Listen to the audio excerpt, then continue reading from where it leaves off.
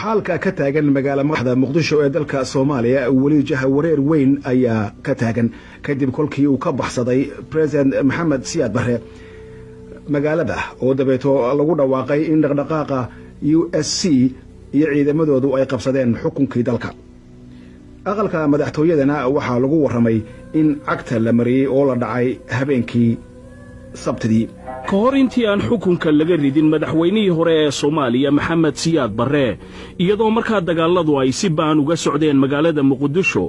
ayaa waxa uu jeediyay hadalkan oo ahaa kii ugu dambeeyay ee uu ka jeediyay raadiyoga Muqdisho kahor intii aan xukunka laga ridin dabayaaqadii bishii January sanadkii 1991 wax badan aan ka hadlay arrintan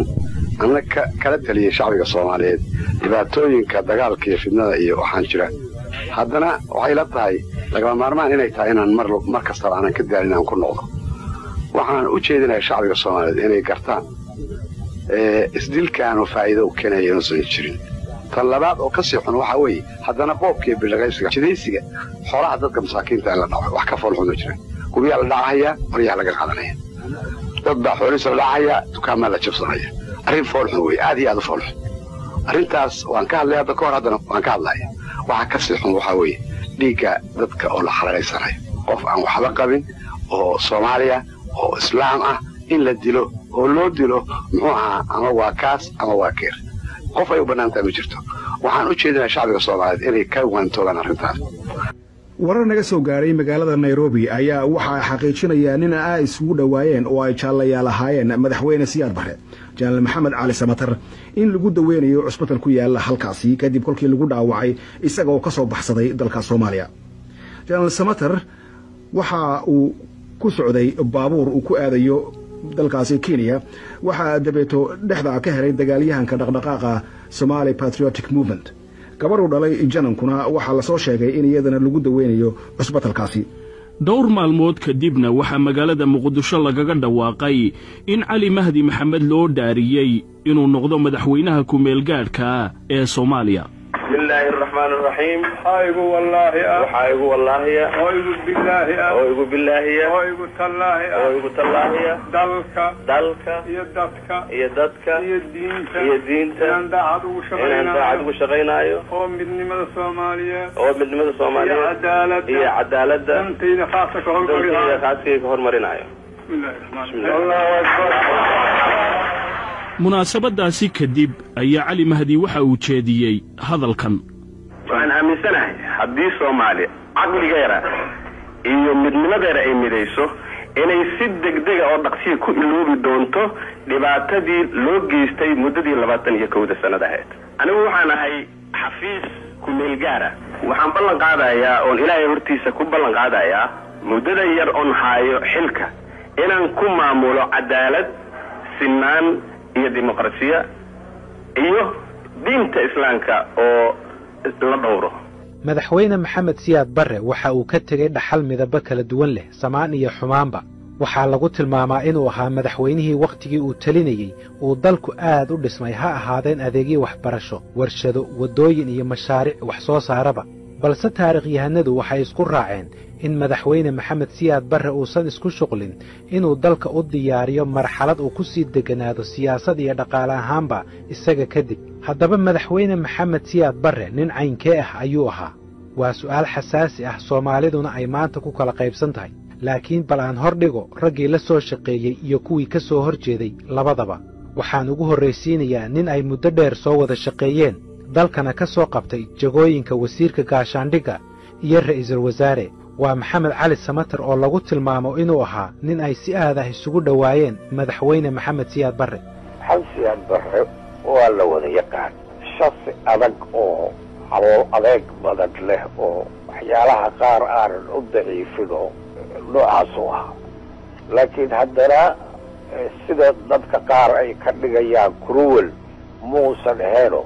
waxyaalo badan oo hadda loo dhoobayo oo dusha looga tuurayo ma uusan lahayn maxaa ka mid ah waxaa ka mid ah mid crueltada aan ku leeyahayba oo yacni cadaawad iyo iyo reer buu maagaa oo qabiil hebel buu rabaa ama dabcaa in la baabi'iyo iyo waxaasoo dhan waa iska sheeko. ninka hadduu maamulka madax u yahay ma raadin karo dadku maamulayay ka mid ah in la baabi'iyo. waxaas macquulna maaha. musuq maasuq miyaa jiray? musuq maasuq miyuu ahaa isaga? ma malaynay maya ma ahayn. arrimaha dhaqaalaha uu ka fogaa inuu maarta farageliyo. dad fara badan baa waxay yidhaahdaan oo siyaasiyiinta hadda u badan iyo dadka hadda siyaasadda oo daraso waxay dhahaan wax kasta oo maanta Soomaaliya ka qaldan waxa ka mas'uulahayd xukuumadda Siyaad Barre.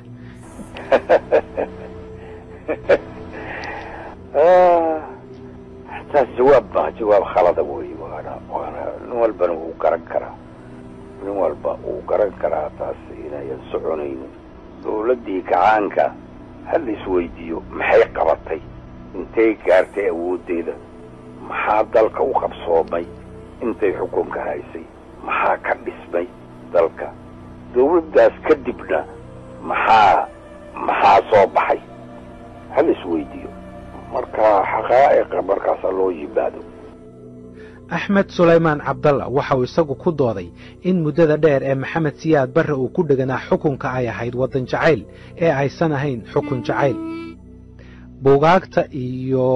qoraallada la sameeyey xilligaa wixii ka dambeeyey iyo waxaa la yidhaha siyaad barre dictaatoor buu ahaa 21 sano waddan ka taliyey. xukun jacayl buu muddadaas uga talinayay Soomaaliya? ma ahayn waddan jacayl buu uga talinayay. waddan jacayl yuu uga talinayay. maxaa kalood iiga sheegi kartaa shakhsiyaddiisii? waxaan kaaga sheegi karaa shakhsiyaddiisii nin naxariis badan buu ahaa oo ka ugu daran dadka ee isaga ka hor jeesta ee la dagaalama ee doonay inuu dilo saamaxa. haddana taas haddaad dib u raacdo dadku saamaxi jiray waad ka heli kartaa. yaa ka mid ahaa? dad walba cid walba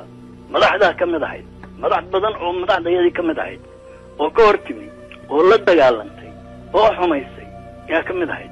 qaar ma iga xus kartaa? rag badan ma xusayo. ninna kuma sheegayo ku odhan maayo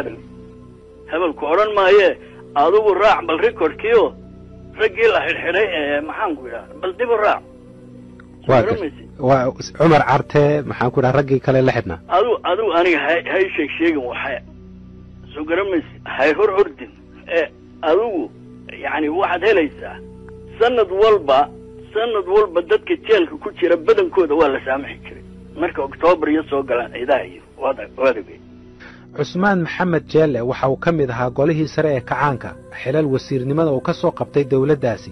waxaa kaloo uu ku jiray saraakiil jagooyin sare ka soo qabtay dowladda madaxweyne maxamed siyaad barre oo 1982 xabsiga loo taxaabay. xubnaha kale ee lala xidhayna waxaa ka mid ahaa Ismaaciil Cali Abokor, Cumar Carte Qaalib, Cumar Xaaji Masalle, Maxamuud Yuusuf Weyrax, Warsame Cali Faarax iyo Maxamed Aadan Sheekh.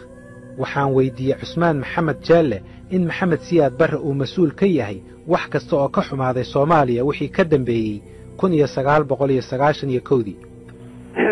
waa laga yaabaa dadku inay yidhaahiin maxamed siyaad ayuu daafacayaa laakiin anuu daafacayn. ilaahay bulaankan wuu yidhaahday runta sheegaha buu yidhaahday oo yaani mataqaanaa inaad cadaalad samaysaan idinka fogeyn naceeb aad odagtahay naceebta waa ayada ulacni. marka waxaa weeye maxamed siyaad hadduu wax fiican oo la taliyo wada heli lahaay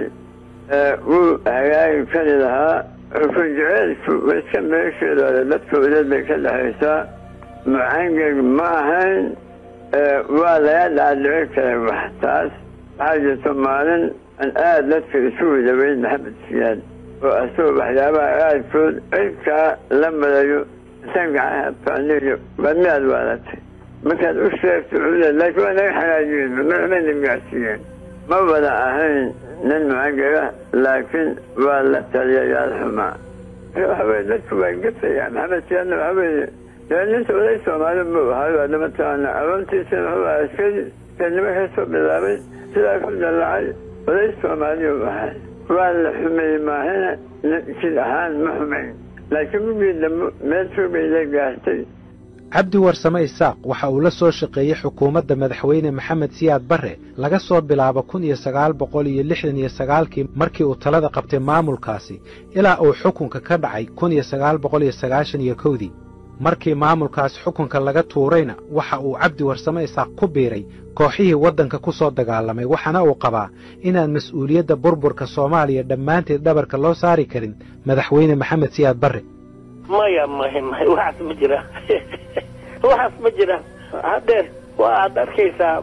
haddii oo dad soo galo wax u maartay noqonaya ay yihiin siyaad barre hadda waa tegay intaasna maartay la maraya hal meel ay isugu yimaadaan oo waxay ku hesheen oo ay fulaan lama arkin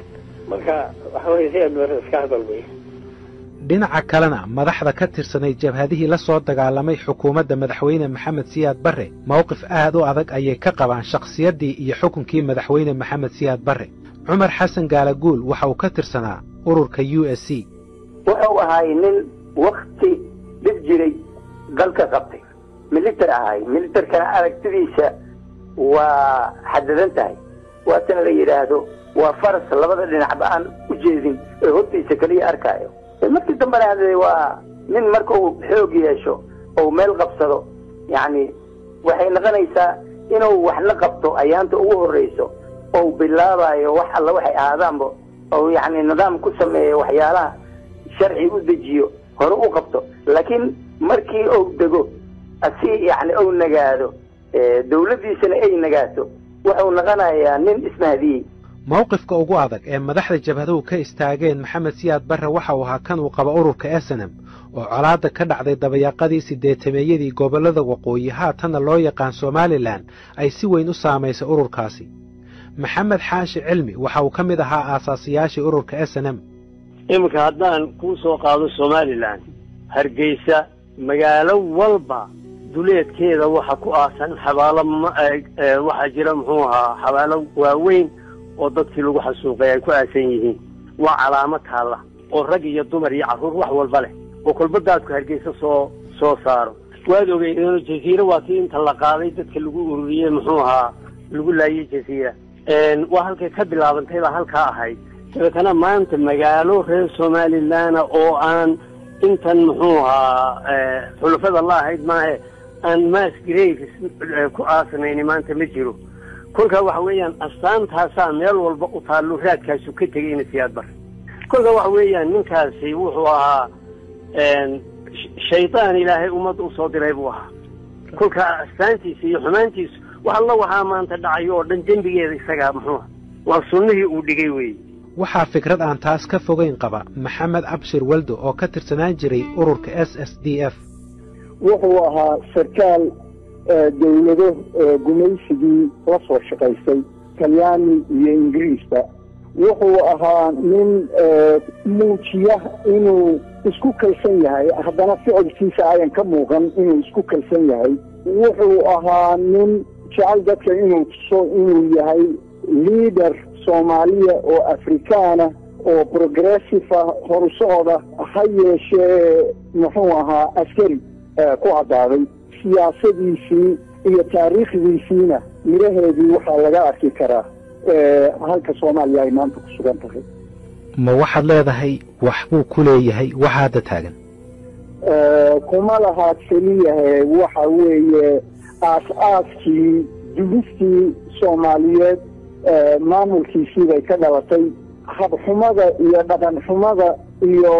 qabiilka iyo kala tagga iyo kulli waxay raad ku leedahay oo aanu la dawoodi laanahay waxa weeye habkii uu wax u maamulay iyo taariikhdii uu nooga tegey iyo dhaqankii uu nooga tegey rag uu ka mid yahay xasan cali mire oo ka tirsanaa ururka SSDF waxay qabaan inaan eedda loo wada saari karin madaxweyne maxamed siyaad barre balse ay tahay inay la qaybsadaan raggii talada la hayay waddankana la maamulayay maxamed siyaad barre intii dad qabtay kama badna chance buu helay uu dadka xoog u qabsaday isagu ku qabsaday laakiin si darra haddii maxamed siyaad barre waayo aragnimo iyo aqoon midna dadka kama badin keligiis wax la eedeeyo maaha eedda keligii ma leh waa lala wadaagaa dadkii la shaqeeyaa la wadaaga dadkii ma aragtay oo aan qaban warkadaasaatan oran maxaa yeele wuxuu gaadhsiiye meel uu isaga maaha nin kala hadli karin waddan maaha meelna laguma tago marka sideedaba qof keliya yaan la eedaynin inta kale oo waddanka joogta hal nin waa ka tashan kareen laakiin dadkii baan talo si loo qabsadaba ma naqaan dadka siday talo aynu u qabsanno garan ahaan ilaa haddeer ma aynan baran wadahadalka ma naqaan nin walba anuu reer hebel ka bilaabahaya wariyaa adigu reer hebel baa taa la leeyahay maba aha waddan baynu wadaagnaa iyo walaalaynu nahay iyo wardadweyntayna la dhaafiye iyo waxaaba hadalku kuma jiro maxamed faarax jimcaale waxa uu aaminsan yahay in sida xukunkiisa oo kale madaxweyne maxamed siyaad barre ay shakhsiyaddiisu isugu jirtay wanaag iyo xumaan labadaba wallahi waxaan isleeyahay waagaas waa kuu sheegayoo waxaa ii muuqday dictatorship nacab dictatorship baa igu jiray maskaxdayda ku jiray laakiin waxaa ii muuqday waxaan arkaa dhinacana nationalism weyn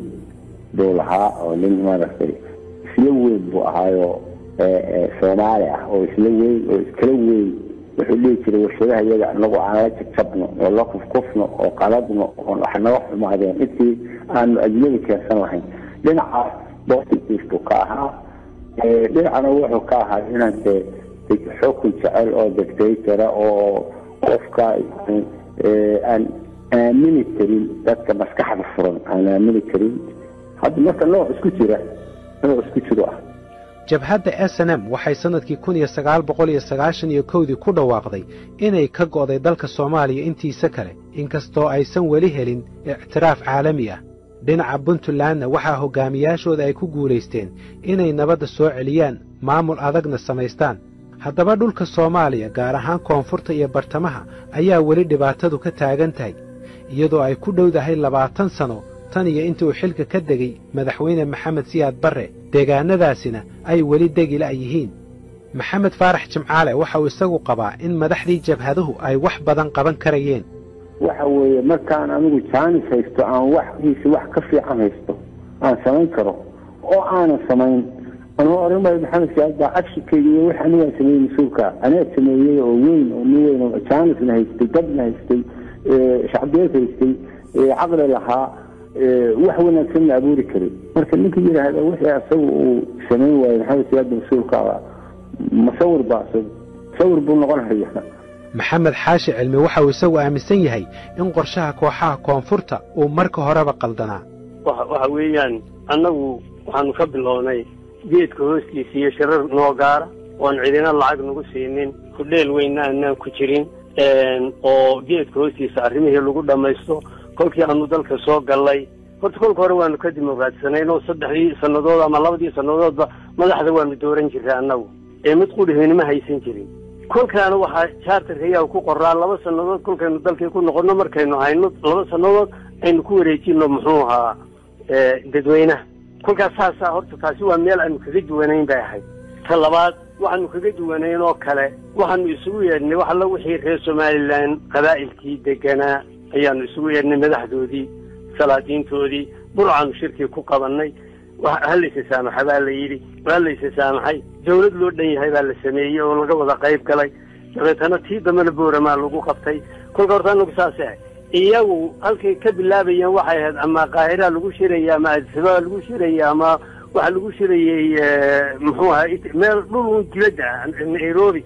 kolka dabeetana hudheella waaweyn iyo loo barto kolkaaba waxa la geli jiray campaign-ka intaan shirka kalaba la dhamayn campaign-ka yaa madax noqonaya ay ku tagi jireen meesha kolkaas shirarkoodu uma qabsoomi jirin guul lagama gaari jirin waayo adii jeer waxa ku jiray campaign madaxnimo